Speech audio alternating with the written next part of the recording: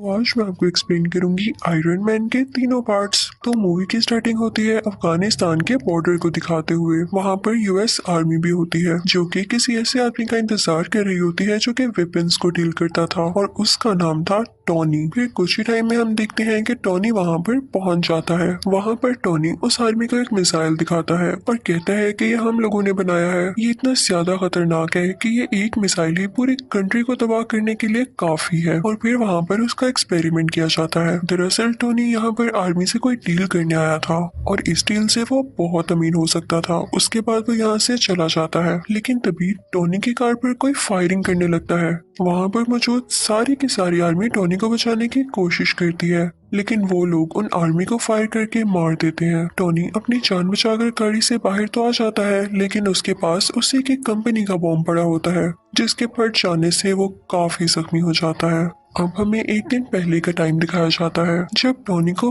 Best weapon maker का award मिला था। दरअसल जो कंपनी ये चला रहा था ये इसके फादर ने अपने दोस्त के साथ मिलकर बनाई थी, लेकिन जिस जगह अवार्ड दिया जा रहा था टोनी वहां पर मौजूद नहीं था, तो उसका अवार्ड कोई और रिसीव कर लेता है। अब अगर टोनी वहां पर नहीं था तो वो कहाँ पर था? वो था एक कैसीनो में। वहां पर वो आदमी आता है जिसने टोनी का अवार्ड लिया था। वो उसे उसका अवार्ड देता है तो वो कहता है कि यार मैं इसे कहाँ रखूंगा, मेरे घर में तो जगह ही नहीं है। वो अवार्ड वो लोगों को देकर वहां से चला जाता है। तभी वहां पर एक रिपोर्टर आती है और टोनी से कहती है कि क्या आप सेटिस्फाई हैं, क्या आप नए नए वेपन्स बना रहे हैं और वो इतने खतरनाक हैं कि किसी की भी जान ले सकते हैं, बल्कि पूरी कंट्री डिस्ट्रॉय कर सकते हैं। तो टोनी कहता है कि हाँ मैं सेटिस्फाई हूँ, क्योंकि अगर हम वेपन्स ना बनाएं तो लोग हमें ही मार डालेंगे। उसके बाद ये दोनों कुछ टाइम साथ स्पेंड करते हैं और फिर टोनी को बताया जाता है कि उसकी अफगानिस्तान के लिए फ्लाइट है और टोनी अपने प्राइवेट जेट से होता हुआ अफगानिस्तान आ जाता है। अब सीन शिफ्ट होता है प्रेजेंट टाइम की तरफ, जब टोनी बेहोश है और एक बैटरी से कनेक्टेड है। जब उसे होश आता है तो वह देख के काफी हैरान होता है कि मेरे साथ बैटरीज क्यों लगी हुई हैं। वो होश में आकर अपने साथ खड़े आदमी से पूछता है कि मेरे साथ ये क्या हो रहा है। तो वो आदमी उसे बताता है कि जब तुम्हारे साथ वो बॉम्ब एक्सप्लोड हुआ तो उसके कई पीसेस तुम्हारी बॉडी के अंदर चले गए। वो इतने छोटे पीसेस थे कि हम उनको बाहर नहीं निकाल सकते थे। अब इसका एक ही हल था कि हम उन पीसेस को तुम्हारे दिल के पास जाने से रोक सकें। तो इस वजह से हम ये इलेक्ट्रोमैग्नेटिक वेव्स यूज कर रहे हैं। तो तुम्हें घबराने की कोई जरूरत नहीं है। हमें पता चलता है कि टोनी को टेररिस्ट ने किडनैप कर रखा है और तभी वहां पर उन टेररिस्ट का लीडर आता है। वो टोनी से कहता है कि जानते हो मैंने तुम्हें किडनैप करके यहाँ पर क्यों बुलाया? मुझे तुम्हारा बनाया गया मिसाइल काफी पसंद आया और जैसा कि तुम जानते हो कि यूएस आर्मी ने हमारे बॉर्डर पर कब्जा कर रखा है, तो मैं चाहता हूँ कि सेम मिसाइल तुम हमारे लिए भी बनाओ और बस जैसे ही तुम मुझे मिसाइल दे दोगे तो मैं उन पर अटैक करके तुम्हें छोड़ दूंगा। तो टोनी कहता है कि हरगिज नहीं, ये तुम्हारी भूल है। तो टोनी के साथ खड़ा हुआ आदमी उसे कहता है कि नहीं ऐसा नहीं करो, तुम्हारे पास इसके अलावा और कोई सोल्यूशन नहीं है, क्योंकि ये एक ऐसा इलाका है जहाँ तुम्हारे साथी इवन आर्मी भी नहीं तुम्हें ढूंढ सकती। अब ये आदमी था कौन? दरअसल ये आदमी भी वेपन्स बनाया करता था और इन्हें भी यही लोग लेकर आए थे यहाँ पर। अब टोनी और वो डिसाइड करने लगते हैं कि यहाँ से बाहर कैसे निकला जाए। हालांकि यहाँ से बाहर जाना लग तो इम्पॉसिबल रहा था, लेकिन वो फिर भी ट्राई करना चाहते थे।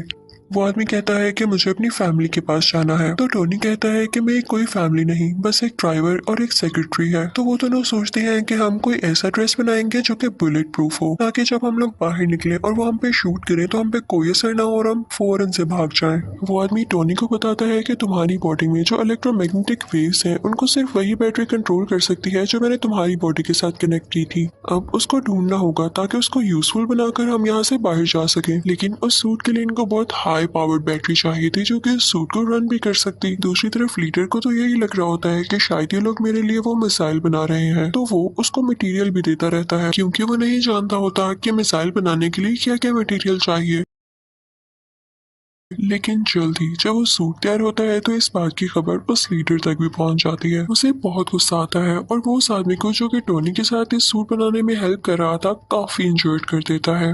टोनी अपना वो सूट पहनता है और उसमें सारा सिस्टम डाउनलोड करता है। उसमें वो पावर भी ले आता है और वहाँ पर मौजूद सब लोगों को मारने लगता है और उस केव से बाहर आ जाता है अपना वही ड्रेस पहनकर। टोनी वहाँ से निकलकर सारे वेपन्स डिस्ट्रॉय करता है और अपने ड्रेस में ही मौजूद रॉकेट लॉन्चर से वहाँ से फ्लाई कर जाता है। अब वो गिरता है एक डेजर्ट में, जहाँ पर उसकी टीम उसे ढूंढ लेती है और वापस उसी जगह पर ले आती है जहाँ पर वो लोग रहा करते थे। वहाँ पर टोनी के फादर के फ्रेंड भी होते हैं जिन्होंने उनके साथ मिलकर ये वेपन कंपनी खोली थी। टोनी कहता है कि मैं लाइव आना चाहता हूँ और मीडिया के सामने प्रेस कॉन्फ्रेंस भी करना चाहता हूँ। अब हम देखते हैं कि टोनी पूरे मीडिया से बात कर रहा होता है। वो कहता है कि मुझे अफगानिस्तान के लोगों ने किडनैप कर लिया।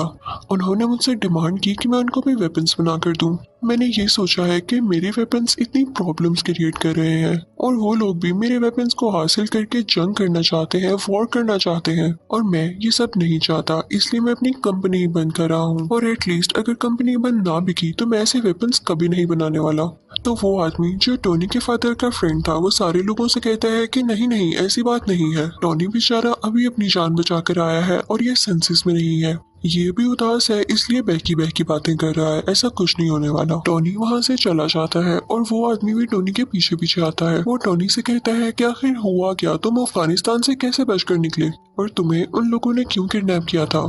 तो टोनी उसे सारी बात बता देता है और ये भी बताता है कि मैंने एक आयरन सूट बनाया था जिसकी हेल्प से मैं बाहर निकला, क्या तुम भी देखना चाहोगे। तो वो आदमी कहता है कि हाँ हाँ क्यों नहीं। तो टोनी अपनी शर्ट खोलता है और अपनी चेस्ट पर वो दिखाता है, यानी उस आयरन सूट का कुछ हिस्सा। वो आदमी ये चीज देख के कहता है कि ये तो लाजवाब है, हमें इस पर और काम करना चाहिए और पूरी दुनिया के सामने लाना चाहिए, हम इससे काफी अमीर हो सकते हैं और इससे हमें काफी प्रोग्रेस मिल सकती है। लेकिन टोनी नहीं मानता और फिर जाता है अपनी सेक्रेटरी के पास। वो उससे कहता है कि मेरी चेस्ट में जो टूल लगा हुआ है मैंने इससे ज्यादा एडवांस टूल बना लिया है, उसे प्लीज उसके साथ चेंज कर दो। तो वो लड़की टोनी से पूछती है कि ये क्या करता है। तो टोनी उसे बताता है कि मेरी बॉडी में कुछ मेटल पीसीज हैं, ये उनको मेरे दिल तक जाने से रोकता है और मेरी बॉडी में और ज्यादा पावर और एनर्जी बनाता है। दूसरी तरफ डेजर्ट में उन अफगानिस्तान के टेररिस्ट को उस सूट के कुछ पार्ट्स मिल जाते हैं जिसे वो लोग जोड़कर पता लगा लेते हैं कि असल में चीज क्या है। और उधर टोनी भी एक नए ड्रेस बनाने की कोशिश में होता है। उसने उस ड्रेस में और ज्यादा अच्छे रॉकेट लॉन्चर्स लगा रखे थे जो उसे उड़ने में मदद देने वाले थे। अब वो अपनी ड्रेस में लगे सिस्टम को ऑर्डर देता है कि मुझे और ऊपर उड़ाओ, लेकिन जब वो काफी ज्यादा ऊपर पहुंच जाता है तो उसके ड्रेस में बर्फ जमने लगती है सर्दी की वजह से और उसके सिस्टम में एरर आ जाता है और वो नीचे आकर गिरता है। जैसे ही वो नीचे आ रहा होता है तो अपने सिस्टम को दोबारा से ऑर्डर देता है क्योंकि अब उस पर से बर्फ मेल्ट हो रही थी और वो दोबारा से उड़ जाता है। फिर घर आकर वो ड्रेस में कुछ चेंजेस करता है ताकि ज्यादा ऊंचाई पर जाने में वो ड्रेस ना जमे, और टेबल पर उसकी सेक्रेटरी ने उस पुराने टूल पर कुछ लिख के उसके लिए रखा होता है जिसे देख के वो काफी खुश होता है। फिर शाम को हम देखते हैं कि टोनी एक पार्टी में जाता है जहाँ पर उसकी सेक्रेटरी भी होती है। वो दोनों साथ टाइम स्पेंड करते हैं, डांस करते हैं और काफी एंजॉय करते हैं कि तभी वहीं पर वो रिपोर्टर आ जाती है जिसने उससे कुछ क्वेश्चंस किए थे। वो कहती है कि जो मिसाइल तुमने अफगानिस्तान में दिखाया उस जैसे कई मिसाइल अब अफगानिस्तान खुद बना रहा है और मुझे नहीं लगता कि ये तुम्हारी परमिशन से हो रहा है या तुमने ऐसा कुछ करने को कहा है। टोनी एकदम बहुत गुस्से में आ जाता है और उसे लगता है कि हो ना हो ये काम उसी आदमी का है जो कि उसके फादर का दोस्त था, यानी उस कंपनी का शेयर पार्टनर। टोनी सीधा उस आदमी के पास जाता है और उससे पूछता है क्या वाकई में तुमने वो मिसाइल वहाँ पर भेजा है। तो वो कहता है कि हाँ मुझे ऐसा करना पड़ा। तो टोनी कहता है क्या तुम्हें पता भी है वहाँ पर जो टेररिस्ट हैं वो लोगों को कितना मार रहे हैं और तुमने उन्हीं टेररिस्ट की मदद कर दी, हमारी कंपनी ऐसे काम नहीं करती। लेकिन वो उसकी एक नहीं सुनता। फिर टोनी घर आ जाता है और खुद ही कुछ करने का ट्राई करता है। टोनी अपने ड्रेस को बहुत एडवांस बना लेता है, उसमें उसने हर तरह की टेक्नोलॉजी यूज कर दी थी जो कि फायर भी कर सकती थी और छोटे छोटे रॉकेट्स भी शूट कर सकती थी। टोनी फौरन से वो ड्रेस पहनकर अफगानिस्तान जाता है। वहाँ पर जाकर वो सब आदमियों से लड़ता है, इवन उन टेररिस्ट के लीडर से भी, और फिर अपनी ड्रेस से एक छोटा सा रॉकेट वहाँ पर छोड़ता है जिससे वो जगह डिस्ट्रॉय हो जाती है। वहाँ की एयरफोर्स को भी पता चल जाता है कि यहाँ पर कोई एक्सप्लोजन हुआ है, लेकिन वो आयरन मैन को ढूंढ ही नहीं पाते। फिर टोनी अपने उस दोस्त को कॉल करता है जो कि इसे अवार्ड देने कैसीनो आया था। वो अपने दोस्त से कहता है कि मैं ही हूँ जिसने ये सारा ब्लास्ट किया है, तो प्लीज तुम इस मैटर का ख्याल रख लेना। फिर जब उससे पूछा जाता है कि ये अटैक्स किसने किए तो वो कहता है कि हो सकता है कई दुश्मनों ने मिलकर ये अटैक किया हो, यानी वो ये बात टोनी पर नहीं आने देता। अब जब टोनी के फादर का दोस्त ये बात सुनता है तो उसे बड़ी हैरानी होती है कि ऐसे कोई अटैक करके गायब हो सकता है। वो फौरन से अफगानिस्तान जाता है और वहाँ के टेररिस्ट से बात करता है। तो वो टेररिस्ट कहते हैं कि हम जान चुके हैं कि काम किसका है, लेकिन हम तब तक खामोश हैं जब तक हम पूरी बात का न पता लगा लें। ये आयरन मैन ही है, क्योंकि हमें डेजर्ट से उसके ड्रेस के कुछ पार्ट्स मिले हैं। वो टेररिस्ट उस आदमी से कहते हैं कि अगर तुम हम लोगों को पैसे दे दो तो मैं सूट का डिजाइन तुम्हें बता सकता हूँ। लेकिन टॉनी के फादर का दोस्त ऐसा नहीं करता, बल्कि वो उन लोगों को डरा धमकाकर वो ड्रेस अपने साथ ले आता है। टॉनी को पता चल जाता है कि उसका पुराना ड्रेस किसी ने चुरा लिया है। वो फौरन से अपनी सेक्रेटरी के पास जाता है और उससे कहता है कि कैसे भी करके मुझे उसको रोकना होगा कि कहीं ये सारी इंफॉर्मेशन लीक ना हो जाए और वो मेरा नाम, मेरी आइडेंटिटी यूज करके हर जगह तबाही फैलाए। अब टॉनी की सेक्रेटरी उस आदमी के ऑफिस जाती है, यानी वही आदमी जो टॉनी के फादर का दोस्त है। वो सारी इंफॉर्मेशन उसके कंप्यूटर से कॉपी करने लगती है और साथ ही साथ उसे ये भी पता चलता है कि यही वो आदमी था जिसने टॉनी को किडनैप करवाया था उन टेररिस्ट से, क्योंकि ये नहीं चाहता था कि टॉनी का इस कंपनी में जरा सा भी शेयर हो। ये सुन के वो काफी हैरान होती है और वहाँ से जाने ही वाली होती है कि तभी वहाँ पर वही आदमी आ जाता है जिसके कंप्यूटर से वो डेटा चुरा रही थी, लेकिन वो उसे बातों में लगा के वहाँ से चली जाती है। अब वो आदमी भी इतना कोई इनोसेंट नहीं था, उसे पता चल जाता है कि ये लड़की मेरे कंप्यूटर से सारा डेटा चुरा गई है। जब वो लड़की सारी इन्फॉर्मेशन लेके वहाँ से निकल रही होती है तो एक आदमी आता है और कहता है कि आप टॉनी को जानती है ना, कि आप टॉनी से मेरा इंटरव्यू करा देंगी, मुझे उससे कुछ सवालात पूछने हैं, कुछ क्वेश्चनिंग करनी है। और दूसरी तरफ टॉनी के फादर के फ्रेंड को भी अजीब अजीब फील हो रहा होता है, क्योंकि वो जानता था कि टॉनी अब कितना पावरफुल है और उसे पता चल चुका है कि इस सारी गेम के पीछे मेरा ही हाथ है। उस आदमी ने कुछ साइंटिस्ट को ऑर्डर दिया होता है वही टूल बनाने के लिए जो कि टॉनी की चेस्ट में था, लेकिन हैरानी वाली बात यह है कि जो टूल ये बनवा रहा था उसका साइज काफी बड़ा था, लेकिन उसको कंप्लीट होने में भी टाइम था। तो ये जाता है टॉनी के घर काफी गुस्से में। वो टॉनी की बॉडी को डीएक्टिवेट करके उसकी चेस्ट में से वो टूल, यानी जो उसका हार्ट था, वो ले जाता है, जिसकी वजह से टॉनी बहुत डाउन फील करने लगता है और उसके बगैर वो ज्यादा देर जिंदा रहने वाला नहीं था। कि तभी टॉनी को याद आता है कि उसकी सेक्रेटरी ने उसे एक पुराना टूल भी दिया था। वो फौरन से उसको लगा लेता है और अपना ड्रेस दोबारा से अपनी बॉडी पर ले आता है। अब टॉनी के फादर का फ्रेंड तो टॉनी का वो टूल लेके जा चुका था। उसने अपने पास काफी बड़ा आयरन जायंट बना रखा था जिसका वो नाम रखता है आयरन मॉन्गर। वो आदमी वो टूल जो टॉनी की चेस्ट से निकाला गया था उसके अंदर डाल देता है, जिससे वो एक्टिवेट होने लगता है। उसमें कई पावर्स आ जाती हैं, लेकिन इतनी ही देर में असली आयरन मैन भी वहां पर पहुंच चुका था और अब इन दोनों में काफी ज्यादा फाइट होती है। अब वो दोनों लड़ते लड़ते रोड पर आ जाते हैं, तभी आयरन मैन को याद आता है कि अभी तक ये सूट पूरी तरह ठीक नहीं हुआ, यानी अभी भी ये कई ज्यादा हाइट पर जाकर फ्रीज हो जाएगा। वो फौरन से ऊपर उड़ने लगता है ताकि आयरन मॉन्गर भी उसका पीछा करे, और जब वो लोग बहुत ऊपर पहुंच जाते हैं तो आयरन मॉन्गर का ड्रेस जमने लग जाता है, फ्रीज होने लग जाता है और वो अजीब सा हो थोड़ा डल होके नीचे गिरने लगता है। लेकिन तभी नीचे आते ही वो दोबारा से एक्टिवेट हो जाता है और वो आयरन मैन पर अटैक करने लगता है। अब ये दोनों पता है कहाँ आकर गिरते हैं? उसी लैब पर जहाँ पर ये बहुत बड़ा टूल बनाया जा रहा था। इस टूल को उसी आदमी के साइंटिस्ट बना रहे थे जो टॉनी के फादर का फ्रेंड था। अब आयरन मैन अपनी सेक्रेटरी को फौरन से कहता है कि तुम ये टूल एक्टिवेट कर दो, मैं यहाँ से फौरन से भाग जाऊंगा और इसका सारा का सारा इफेक्ट इस आयरन मॉन्गर पर हो जाएगा, क्योंकि ये नहीं जानता होगा कि टूल स्टार्ट होने वाला है। वो लड़की ऐसा ही करती है, उसमें काफी ज्यादा रेज निकलती हैं जो कि आयरन मॉन्गर के गिर्द आ जाती हैं और इन रेज की वजह से आयरन मॉन्गर मारा जाता है। अब अगले दिन हम देखते हैं कि टॉनी की प्रेस कॉन्फ्रेंस होती है और सारे उससे क्वेश्चन कर रहे होते हैं कि क्या आप ही हो आयरन मैन। तो उसके पास एक आदमी आता है और कहता है कि नहीं, आपने ये नहीं कहना, आपने ये कहना है कि उसमें आपका बॉडीगार्ड था और उन दोनों में आप इसमें कोई पर्सनल इश्यूज की वजह से लड़ाई हो रही थी और आपके फादर के फ्रेंड भी नेचुरल डेथ मरे। लेकिन टॉनी वो स्क्रिप्ट उठा के सब लोगों के सामने चला जाता है। तभी उसका दोस्त उसके कान में कहता है कि जो भी बात सच है वही बोलिएगा। आयरन मैन सबके सामने बोल देता है, आई एम आयरन मैन। यानी अब सबको पता चल चुका था कि असली आयरन मैन टॉनी ही है। और इसी के साथ आयरन मैन पार्ट 1 यही खत्म हो जाता है। तो अब मैं आपको एक्सप्लेन करूंगी आयरन मैन पार्ट 2। अब जहाँ पर पार्ट 1 का एंड हुआ था वहीं से पार्ट 2 स्टार्ट होता है। वही न्यूज के टॉनी ने एक्सेप्ट कर लिया है कि वही आयरन मैन है, किसी के टीवी पर चल रही होती है और जो आदमी इसको देख रहा होता है उसका नाम इवैन होता है। ये न्यूज देखते ही इवैन के फादर की डेथ हो जाती है। तो इवैन कहता है कि मैं आयरन मैन से बदला लेके जरूर रहूंगा। तो वो भी एक छोटा सा टूल तैयार करता है जिससे वो अपना ड्रेस बनाने वाला था, क्योंकि वो आयरन मैन से फाइट करने लगा था।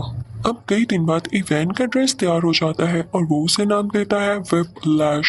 उसमें ये पावर थी कि वो किसी भी मेटल को काट सकता था। फिर हम देखते हैं कि 6 महीने गुजर जाते हैं और टोनी कुछ लोगों से स्पीच कर रहा होता है। उसने अपना वही ड्रेस पहना होता है। वो बताता है कि मेरे फादर का ये ड्रीम था कि वो एक सिटी बनाए जिसमें एडवांस बिल्डिंग्स हो और काफी अच्छी टेक्नोलॉजी हो, लेकिन वो तो अपना ये ड्रीम पूरा नहीं कर पाए। अब मैं उनका ये ड्रीम पूरा करूंगा। और वो अपना ड्रेस सबको दिखाता है कि ये ड्रेस मेरी हेल्प करेगा। टोनी ये सब बातें करके वहां से निकल ही रहा होता है कि तभी उसके पास कुछ लोग आते हैं। वो टोनी से कहते हैं कि आपसे कुछ लोग कुछ बातें पूछना चाहते हैं। वो सब लोग ये चाहते हैं कि आप सुबह कोर्ट में आए। वो आपके ड्रेस के बारे में आपसे कुछ इन्वेस्टिगेशन करेंगे। जब टोनी कोर्ट जाता है तो उसे पता चलता है कि वहाँ पर तो आर्मी है। कोर्ट के सेनेटर उसे कह रहे होते हैं कि सूट तो तुमने काफी अच्छा बनाया है, लेकिन इतनी ज्यादा पावरफुल और खतरनाक चीज तुम्हारे पास नहीं होनी चाहिए। ये आर्मी को दे दो क्योंकि वो अपने सोल्जर्स की काफी अच्छी ट्रेनिंग कर सकती है इससे। तो टोनी कहता है कि नहीं, वो ड्रेस मैंने बनाया है, मेरी मेहनत लगी है उसमें, मैंने उस पर कई एक्सपेरिमेंट्स किए और मुझे ही उसको यूज करना आता है। वो मेरा ड्रेस है और मैं ही आयरन मैन हूँ। No one can be Iron Man. कोई आयरन मैन नहीं बन सकता मेरे अलावा। वहाँ पर टोनी का वही ब्लैक दोस्त भी होता है, लेकिन इस पार्ट में उसका फेस चेंज है, यानी किसी और को टोनी का दोस्त बना दिया गया है, लेकिन कैरेक्टर वही है। वो भी सेम बात कहता है कि मुझे ये कहना पड़ रहा है कि ये ड्रेस वाकई बहुत डेंजरस है और ये आर्मी के पास होना चाहिए, लेकिन फिर भी टोनी नहीं मानता। फिर वहाँ पर एक वेपन एक्सपर्ट भी आता है जो कि सेम बात बोलता है, लेकिन टोनी कहता है कि मैं तुम लोगों में से किसी की बात नहीं सुनने वाला। टोनी उन सब से कहता है कि मैं जानता हूँ आप लोगों को ऐसा करने के लिए किसने कहा है। इनफैक्ट वो आदमी इसलिए चाहता है कि आप लोग मेरा ड्रेस ले लें क्योंकि वो खुद ऐसा ड्रेस नहीं बना पा रहा। उसने मेरी कॉपी करके कई ज्यादा ड्रेसेस बनाए हैं, लेकिन वो उस काम के नहीं जो कि मेरा ड्रेस है। तो आप लोग उसकी बातों में क्यों आ रहे हैं? मैं आपको प्रूफ्स भी दिखाता हूँ। और टोनी फिर उनको प्रूफ्स भी दिखाने लगता है कि वाकई वो आदमी कैसा है। वो कहता है कि इतना बड़ा वेपन मेकर मेरी ड्रेस को कंट्रोल ही नहीं कर पा रहा, तो आप लोग कैसे कर पाएंगे? इसे सिर्फ मैं चला सकता हूँ और मैं जानता हूँ ये किसी को नुकसान नहीं देगा। सबको उसकी बात अच्छी लगती है और फिर वो वहाँ से चला जाता है। दूसरी तरफ हम देखते हैं कि इवान अपना व्हिप्लैश ड्रेस कंप्लीट कर चुका होता है और अब वो चाहता था कि वो डायरेक्ट जाकर आयरन मैन से लड़ाई करे। दूसरी तरफ टोनी भी अपने ड्रेस को चेक कर रहा होता है। उसकी ड्रेस में एक ऐसा कोर होता है जो कि सबसे ज्यादा यूजफुल था, लेकिन यूजफुल होने के साथ साथ वो काफी खतरनाक भी था। उसकी वजह से टोनी की बॉडी में काफी पॉइजन फैल रहा था। उसी दौरान टोनी इस सोच में भी पड़ जाता है कि अगर मुझे कुछ हो गया तो कंपनी का क्या होगा। तो वो अपनी सेक्रेटरी को बुलाता है और उससे कहता है कि मैं तुम्हें अपनी कंपनी का सीईओ बनाता हूँ। ये कंपनी अब से तुम्हारे अंडर है, तुम जिसको चाहो हायर करो। फिर टोनी की सेक्रेटरी जो कि अब उस कंपनी की सीईओ थी, एक लड़की को इंटरव्यू के लिए बुलाती है, लेकिन वो लड़की किसी कंपनी की एजेंट होती है। फिर हम देखते हैं कि एक कार रेस हो रही होती है और उसमें टोनी ने भी पार्टिसिपेट किया होता है, लेकिन तभी वहाँ पर इवान यानी व्हिप्लैश आ जाता है और उस पर अटैक कर देता है, जिससे उसकी गाड़ी 2 हिस्सों में टूट जाती है। ये न्यूज टीवी पर टोनी की असिस्टेंट यानी वो सीईओ भी देख लेती है और उसके बॉडीगार्ड से कहती है कि हमें फौरन उसकी मदद के लिए जाना होगा। वो दोनों जाते हैं और टोनी को उसका ब्रीफ केस देते हैं जिसके अंदर वो आयरन मैन वाला ड्रेस होता है और टोनी उसको पहन लेता है। अब आयरन मैन में और व्हिप्लैश में काफी लड़ाई होने लगती है, लेकिन आयरन मैन जो भी अटैक्स कर रहा था व्हिप्लैश उनको रोके जा रहा था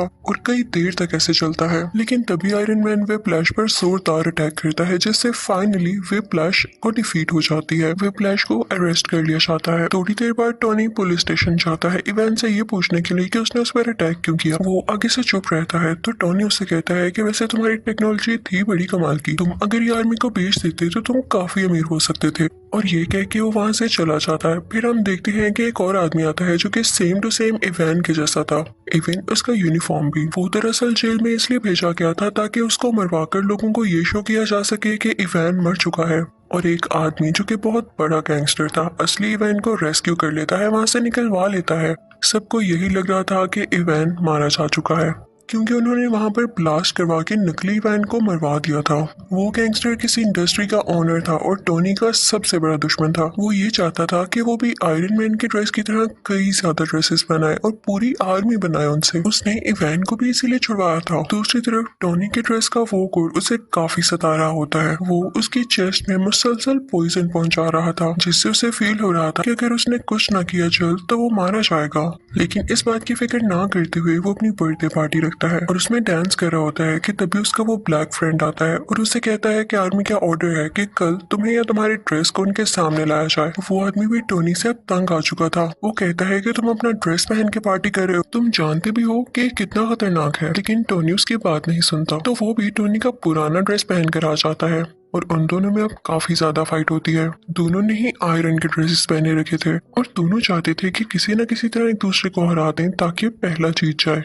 अब दोनों अपने अपने हाथ से लेजर निकालने लगते हैं और एट अ टाइम लेजर निकलने से दोनों लेजर्स आपस में टकरा जाती हैं और बहुत बड़ा ब्लास्ट होता है। जहाँ पर ब्लास्ट होता है और टोनी की बर्थडे पार्टी हो रही होती है वो जगह कोई और नहीं बल्कि टोनी की कंपनी होती है। अब वहाँ से टोनी का पुराना ड्रेस लेके वो ब्लैक फ्रेंड तो चला जाता है, लेकिन टोनी वहीं पर नशे की हालत में होता है। फिर हम देखते हैं कि एक आंख वाला आदमी टोनी के पास आता है और उससे कहता है कि तुम्हारे फादर क्या क्या करना चाहते थे और तुम क्या कर रहे हो, तुम नशा करके इधर उधर फिरते रहते हो। तो टोनी कहता है कि अपनी जुबान बंद रखो, तुम होते कौन हो ऐसे बोलने वाले। तो वो आदमी कहता है मैं तुम्हारे बारे में सब कुछ जानता हूँ, वो लड़की जो तुम्हारी कंपनी में इंटरव्यू देने आई थी वो कोई और नहीं बल्कि मेरी ही सीक्रेट एजेंट है और तुम्हारी सारी बातें सारी रिपोर्ट से मुझे देती रही है। फिर वो आदमी ये भी कहता है कि मैं ये नहीं चाहता कि तुम्हारा कोई नुकसान हो,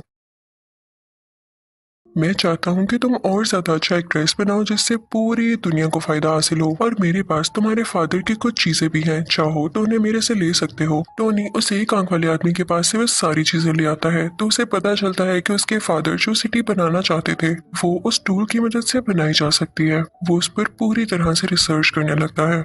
वहां पर उसको कोर का पूरा डिजाइन भी नजर आ जाता है। वो उस पर थोड़ी सी और रिसर्च करता है और काफी चेंजेस करने के बाद बहुत ही ज्यादा एडवांस टूल बना लेता है और फिर उसी टूल से वो एक नया ड्रेस तैयार करता है जिसको वो नाम देता है मार्क 6। और साथ ही उसे इवेंट की कॉल भी आती है जो कहती है कि मैंने तुम्हारे दुश्मन के साथ मिलकर एक काफी अच्छा ड्रेस तैयार कर लिया है। मैं वेट करूंगा उस दिन का जब तुम और मैं आमने सामने होंगे और देखते हैं कि कौन जीतता है। मैं आप लोगों को राज बताती हूँ कि इन लोगों ने वो ड्रेस किस तरह से तैयार किया। टोनी का वो पुराना ड्रेस जो कि टोनी का दोस्त आर्मी के पास लेके आया था, उस ड्रेस में इवान ने और टोनी के दुश्मन ने कुछ चेंजेस किए और उसको और ज्यादा एडवांस बना दिया कुछ टेक्नोलॉजीज की मदद से, जो कि बहुत सारी वॉर्स लड़ सकता था और फाइट कर सकता था। अब दूसरी तरफ टोनी का दुश्मन लोगों से स्पीच कर रहा होता है कि मैंने आयरन सोल्जर्स बनाए हैं क्योंकि अब आयरन आर्मी का दौर है। दूसरी तरफ टोनी को भी पता चल जाता है कि इवान किसी के साथ सच्चा नहीं है, तो वो जाता है अपने उसी दुश्मन के पास, उसी इंडस्ट्री के ओनर के पास, और उसे जाके कहता है कि इवान तुम्हारे साथ धोखा करेगा, वो तुम्हारी सारी आर्मी को अपने कब्जे में कर लेगा और वो सिटी पर अटैक कर देंगी। और ऐसे ही होता है, इवेंट देखते ही देखते सब सूट्स को अपने काबू में कर लेता है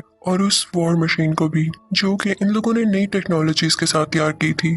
वही ड्रेस जो कि टोनी का पुराना ड्रेस था। टोनी उस इंडस्ट्री के ओनर से कहता है कि मैंने कहा था ना, जाओ अब अपने सोल्जर्स को कंट्रोल करो, लेकिन अब बहुत देर हो चुकी थी। तो वो सीक्रेट एजेंट वहां पर पहुंचती है जहां पर इवान इन सारे आयरन सोल्जर्स को कंट्रोल कर रहा होता है, लेकिन वो सारे के सारे अपना कंट्रोल खो चुके थे। तभी वहां पर आता है टोनी जो कि अब आयरन मैन बन चुका था। वो आते ही अपनी पावर्स का यूज करता है और सारे आयरन सोल्जर्स को मार गिराता है, लेकिन तभी उसके सामने आ जाता है व्हिप्लैश जो कि ज्यादा स्ट्रॉन्ग हो गया था अपने उसी ड्रेस में। टोनी यानी आयरन मैन उस पर अटैक करने लगता है, लेकिन अब उस पर कुछ असर नहीं हो रहा था क्योंकि व्हिप्लैश अब काफी स्ट्रॉन्ग हो चुका था और अब वो जानता था कि आयरन मैन का मुकाबला कैसे करना है। तभी टोनी को याद आता है कि जब उसकी और उसके ब्लैक फ्रेंड की लेजर आपस में टकराई थी तो बहुत बड़ा ब्लास्ट हुआ था। वो अपने उस फ्रेंड से कहता है कि हम वो एक्सपेरिमेंट दोबारा से करते हैं। अब वो दोनों ऐसे ही करते हैं और वहां पे काफी बड़ा ब्लास्ट होता है।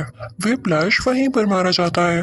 अब अगले सीन में हम देखते हैं कि टोनी के पास वही एक आंख वाला आदमी आता है और उससे कहता है कि मैं तुम्हें गुड न्यूज दूं, तुम्हारा जो आयरन मैन वाला ड्रेस है उसको एवेंजर्स ने अप्रूव कर लिया है, यानी अब वो एवेंजर्स टीम में यूज होगा। लेकिन आई एम सॉरी, तुम उसके लिए सिलेक्ट नहीं हुए, तुम्हें सिर्फ पीछे से काम करना होगा। तो टोनी कहता है कोई मसला नहीं, आई एम एक्सेप्टिंग, लेकिन मुझे इस बात का क्रेडिट चाहिए। फिर अगले सीन में हम देखते हैं कि कोर्ट के सेनेटर टोनी यानी आयरन मैन को और उसके ब्लैक फ्रेंड को मेडल देते हैं और उनसे कहते हैं कि थैंक यू, आपने पूरी दुनिया को बचा लिया। और इसी के साथ आयरन मैन पार्ट 2 यहीं खत्म हो जाता है। तो अब बारी है पार्ट 3 की एक्सप्लेनेशन की। तो मूवी का स्टार्ट होता है एक फ्लैशबैक को दिखाते हुए जहाँ पर एक लेडी उसे बता रही होती है कि मैंने एक ऐसा वायरस बनाया है जिसमें बहुत सारी पावर्स हैं। इवन वो लोग जो डिसेबल हैं, माजूर हैं, वो भी अपनी पावर्स वापस ला सकते हैं, यानी वो बिल्कुल ठीक हो सकते हैं। तभी वहाँ पर एक ग्लासेस वाला साइंटिस्ट आता है जो कि टोनी से कहता है कि हमारी कंपनी एक बहुत बड़ा एक्सपेरिमेंट करने वाली है,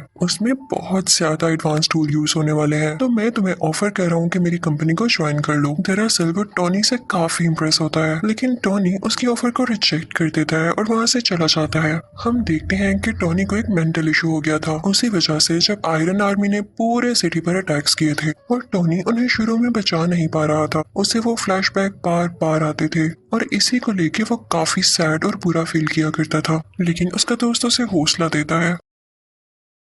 आयरन मैन सोचता है कि अगर उन लोगों ने दोबारा से अटैक कर दिया तो मैं क्या करूंगा। इसके लिए वो आयरन मैन की पूरी टीम बना देता है और वो उस टीम का नाम रखता है आयरन लीजन।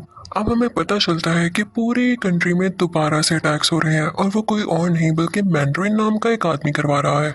टोनी यानी आयरन मैन का एक बॉडीगार्ड भी उसी कंट्री में होता है जो कि उन अटैक्स की वजह से शदीद जख्मी हो चुका था। टोनी उससे बहुत प्यार करता था, इसलिए उसे गुस्सा आ जाता है, तो वो प्रेस कॉन्फ्रेंस करता है कि अगर ये अटैक्स ना रुके गए तो मैं उस मैंडरिन के साथ बहुत बुरी तरह पेश आऊंगा। लेकिन लगता है ये बात उसकी मैंडरिन को बिल्कुल पसंद नहीं आती।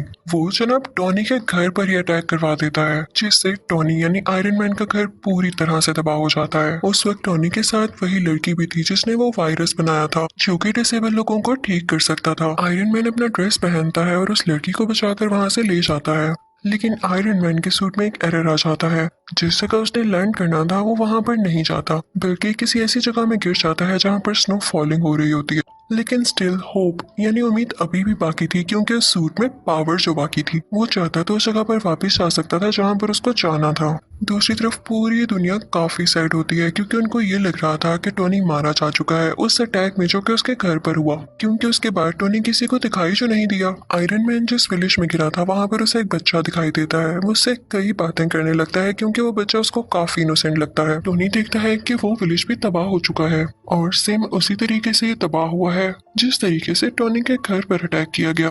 तो वो समझ जाता है कि जरूर इसके पीछे मैंडरिन का ही हाथ है। अब वो इस सारे केस पर रिसर्च करने लगता है। उसे पता चलता है कि ये एक्सप्लोजन्स किसी वेपन के जरिए नहीं हुए, बल्कि ये उन सोल्जर्स ने किए हैं जो कि सुपर पावर्स रखते हैं। टोनी सबसे मैंडरिन की लोकेशन के बारे में पूछता है, लेकिन उसे कुछ पता नहीं चलता। सरप्राइजिंगली वो बच्चा उसे मैंडरिन की लोकेशन तक पहुंचा देता है। विलेज में टोनी ने कुछ वेपन्स भी तैयार कर रखे थे जो वो अपने साथ लेकर यहाँ आया था। वहाँ पर उसे पता चलता है कि मैंडरिन तो था ही नहीं, वो ड्रामा कर रहा था कि जैसे वो वहाँ पर हो। वहाँ पर सिर्फ एक आदमी था कि जो उस जगह की वीडियोस बनाकर पब्लिश किया करता था। फिर यहाँ हम देखते हैं कि वही ऐनक वाला साइंटिस्ट टोनी से मिलता है, और दरअसल ना तो उसको ऐनक लगी थी और ना ही वो उसका गेटअप था, वो भी उसका फेक गेटअप था। वो टोनी को बताता है कि मैंने वही वायरस यूज करके खुद की डिसेबिलिटी को खत्म कर दिया है और अब मैं काफी स्ट्रॉन्ग हो चुका हूँ। वो साइंटिस्ट टोनी को बताता है कि मैंने तुम्हारी दोस्त यानी तुम्हारी सेक्रेटरी को भी किडनैप कर रखा है। वो उसे उसका विजन दिखाता है कि ये देखो, ये अब मेरे कब्जे में है। वो दरअसल कहीं और पर किडनैप हुई भी होती है और ये सिर्फ उसकी इमेज होती है, एक होलोग्राम। अब वो लड़की जिसने वायरस तैयार किया था वो कई सालों से साइंटिस्ट के लिए काम कर रही थी, लेकिन जब उस साइंटिस्ट को पता चलता है कि ये टोनी से भी मिलने गई थी तो वो उस लड़की को वहीं पर शूट कर देता है। हम देखते हैं कि वो साइंटिस्ट काफी अच्छी टेक्नोलॉजी यूज करता था, जिसकी वजह से उसकी लोकेशन कोई भी ट्रैक नहीं कर पाता था। वहाँ पर वॉर मशीन भी होती है जो कि टोनी का फ्रेंड चला रहा होता है, यानी वही आयरन सूट जो वो लेकर भागा था। लेकिन अब उस ड्रेस का नाम चेंज कर दिया गया था और ये उसी साइंटिस्ट ने किया था। दरअसल वो टोनी को ये बताना नहीं चाहता था कि ये वही ड्रेस है। वो उस ड्रेस को यानी वॉर मशीन को अपने पास ले आता है, लेकिन टोनी भी काफी पावरफुल था। वो वहाँ से जान छुड़ाकर भाग चुका था क्योंकि उसे मैंडरिन की लोकेशन का पता लगाना था। इसी दौरान टोनी को पता चलता है कि वो साइंटिस्ट वो एडवांस ड्रेस चुराकर यूएस के प्रेसिडेंट को मारना चाहता है और इसके लिए उसे कुछ भी करके उसे रोकना होगा। और इसी पर्पस के लिए वो साइंटिस्ट वहां पर पहुंच जाता है जहां पर वो प्रेसिडेंट होते हैं जो कि किसी और कंट्री जाने के लिए तैयार हो रहे थे। वो उसे किडनैप कर लेता है और अपनी सीक्रेट लोकेशन पर ले आता है जहां पर कोई नहीं पहुंच सकता था। लेकिन टोनी वहां पर पहुंच ही जाता है क्योंकि उसकी हेल्प की थी उस छोटे बच्चे ने, और टोनी था भी बहुत टैलेंटेड। टोनी वहां पर जाकर सारे बाकी पैसेंजर्स को भी बचा लेता है, लेकिन जब बारी आती है प्रेसिडेंट को बचाने की तो इतनी ही देर में वो साइंटिस्ट उसे लेकर वहां से जा चुका होता है और वो नाकाम रह जाता है प्रेसिडेंट को बचाने में। लेकिन हमें ये जरूर पता चल जाता है कि साइंटिस्ट की सीक्रेट लोकेशन क्या थी। ये समंदर के पास एक खुफिया जगह थी और ये प्रेसिडेंट को यहाँ पर पता है क्यों लाया था, क्योंकि ये उनकी डेथ पूरे सोशल मीडिया के सामने लाइव दिखाना चाहता था, जिससे इसको पॉपुलैरिटी मिलती, यानी ये मशहूर हो जाता और लोग इससे डरने लगते। और प्रेसिडेंट को पकड़ना इतना आसान नहीं हुआ था, बल्कि प्रेसिडेंट के नीचे जो बंदा होता है यानी वाइस प्रेसिडेंट, उसने जेलिसी में आकर प्रेसिडेंट की किडनैपिंग में उस साइंटिस्ट की हेल्प की थी। उसने ये लालच में भी किया था क्योंकि उसकी एक डिसेबल बेटी थी जिसको उस साइंटिस्ट ने वही वायरस देकर ठीक कर दिया था। अब हम देखते हैं कि टोनी और उसका ब्लैक फ्रेंड उसी जगह पर होते हैं जहाँ पर वो साइंटिस्ट होता है, यानी समंदर के पास वाली खुफिया जगह में। टोनी अपने दोस्त को कहता है कि मैं अपनी असिस्टेंट यानी सीईओ को बचाऊंगा और तुम जाकर प्रेसिडेंट को बचाना। फिर हम देखते हैं कि आयरन मैन उस आदमी के सामने पहुंच चुका है, यानी उस साइंटिस्ट के सामने। उन दोनों में काफी फाइट होती है, दोनों ने ड्रेसेस पहन रखे थे और दूसरी तरफ वो ब्लैक फ्रेंड भी प्रेसिडेंट को बचा देता है और उन्हें भी आयरन ड्रेस पहनाकर सेव कर लेता है और कहता है आप यहाँ से चले जाएं अभी के लिए। आयरन मैन भी उस सीईओ को यानी अपनी दोस्त को बचा लेता है, लेकिन बचाते बचाते वो नीचे गिर जाती है जहाँ पर बहुत ज्यादा आग लगी होती है। टोनी यानी आयरन मैन डर जाता है कि ये तो जल जाएगी अब, लेकिन एक मजे की बात ये थी कि उस साइंटिस्ट ने इसके अंदर भी वो वायरस इंजेक्ट कर रखा था, जिसकी वजह से उसे आग से कुछ नहीं होता और वो ठीक हो जाती है। ये तो इनके लिए प्लस पॉइंट हो गया था। अब हम देखते हैं कि टोनी यानी आयरन मैन जाता है उसी साइंटिस्ट के पास। उन दोनों में काफी ज्यादा फाइट होने लगती है, लेकिन जब वो देखता है कि इस पर ना तो मेरी आर्मी का कोई असर हो रहा है ना तो मेरे अटैक्स का, तो उसके पास एक आइडिया आता है। वो अपना ड्रेस उतारता है और उसे साइंटिस्ट को पहना देता है। और उस ड्रेस में एक खास बात ये थी कि वो अपने आप को ही ब्लास्ट कर लेता था और टोनी फिर ऐसा ही करता है, वो ड्रेस ब्लास्ट हो जाता है। लेकिन वो साइंटिस्ट बहुत चालाक था, उसने भी वो वायरस अपने अंदर इंजेक्ट कर रखा था, जिसकी वजह से वो सरवाइव कर जाता है और उसे कुछ भी नहीं होता। बस इतना है कि वो जल चुका था, लेकिन स्टिल उसमें अभी भी पावर थी काफी ज्यादा। और तभी वहां पर वो सीईओ भी आती है और वो साइंटिस्ट को पूरी तरह से मार देती है, जिससे फाइनली वो मर जाता है। फिर वो सीईओ आती है टोनी के पास, वो दोनों गले लगते हैं और कन्फेस करते हैं कि वो एक दूसरे को पसंद करते हैं। उधर टोनी अपनी बाकी आयरन आर्मी को भी ऑर्डर देता है कि खुद को ब्लास्ट कर लो और ऐसा ही होता है। आसमान में लग रहा होता है जैसे फायरवर्क्स चल रहे हों। फिर नेक्स्ट सीन में हम ये भी देखते हैं कि पुलिस ने नकली मैंडरिन और उस वाइस प्रेसिडेंट को भी अरेस्ट कर लिया है। फिर हम देखते हैं क्योंकि टोनी यानी आयरन मैन काफी मशहूर हो चुका था, तो दुनिया के बड़े बड़े सर्जन्स उसका ऑपरेशन करते हैं। उसमें जो मेटल के पीसीस होते हैं वो उसको निकाल देते हैं। ये बहुत ही बड़ी गुड न्यूज थी, यानी ना उसे किसी टूल की जरूरत थी, ना उसे किसी कोर की, ना ही ड्रेस की जरूरत थी उसे जिंदा रखने के लिए। वो उस टूल को पानी में फेंक देता है और उसके दोस्त यानी सीईओ को भी ठीक कर दिया जाता है। यहाँ पर इस मूवी की हैप्पी एंडिंग हो जाती है। आई होप आपको ये तीनों पार्ट्स अच्छे लगे होंगे। Thank you for watching.